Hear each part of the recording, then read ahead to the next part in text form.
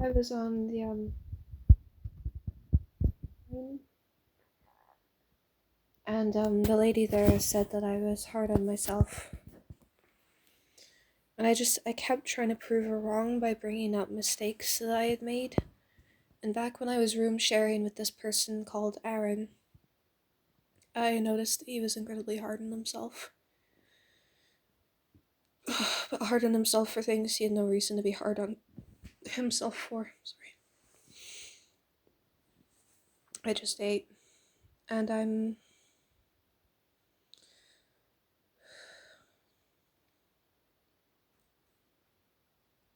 all of the instances that I had mentioned were reactions to the ways that I was being treated.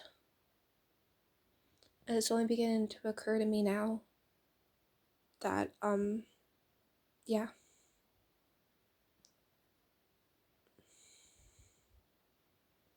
All of the hate behavior I feel guilty and shitty over is a reaction. At least when it comes to my family unit. It's always been a reaction. It hasn't been because I'm actually shitty as a person. Because anybody who isn't my family members and doesn't have bias towards me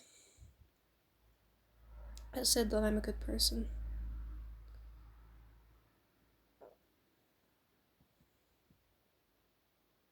It's hard getting over the feeling of guilt and shame. But, I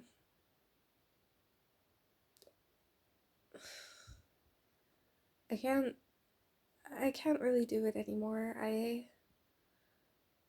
can't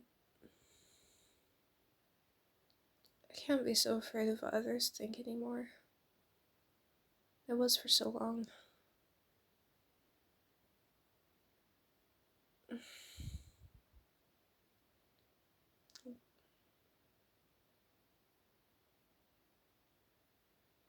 I'm just gonna get out into the world on my own.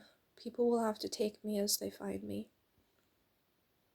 If I know of the actual toxic things that I do, I'm more than willing to work on them.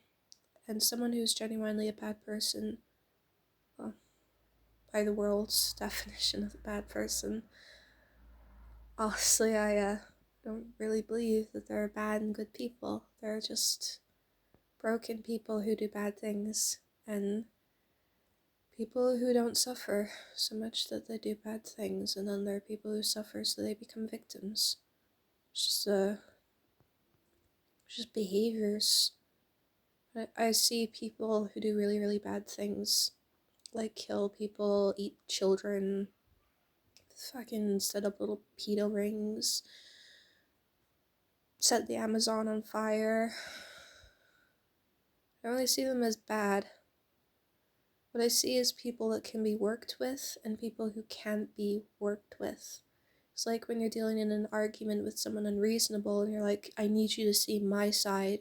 I need you to be aware of how your actions are affecting me, you know?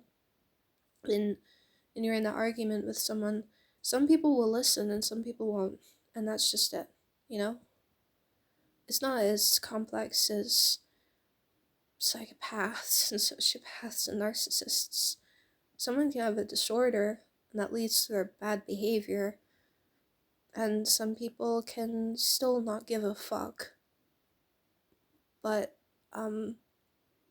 still try to not wreak destruction on the world despite not giving a fuck.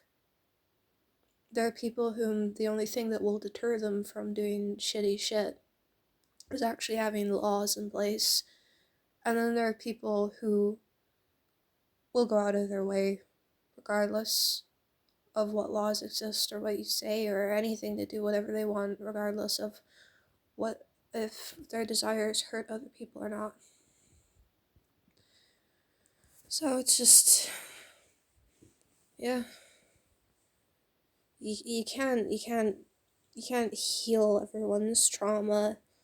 You can't sweet talk sociopath, and you can't. just try to minimize the impact of people who do whatever they want onto others. And what they want to do is shitty. So, just see people who can be worked with and people who can't.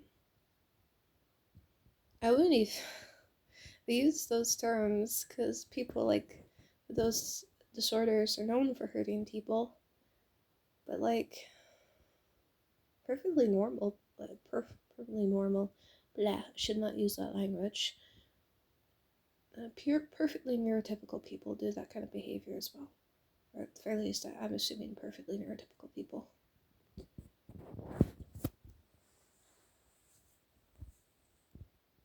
I'm stumbling over my words.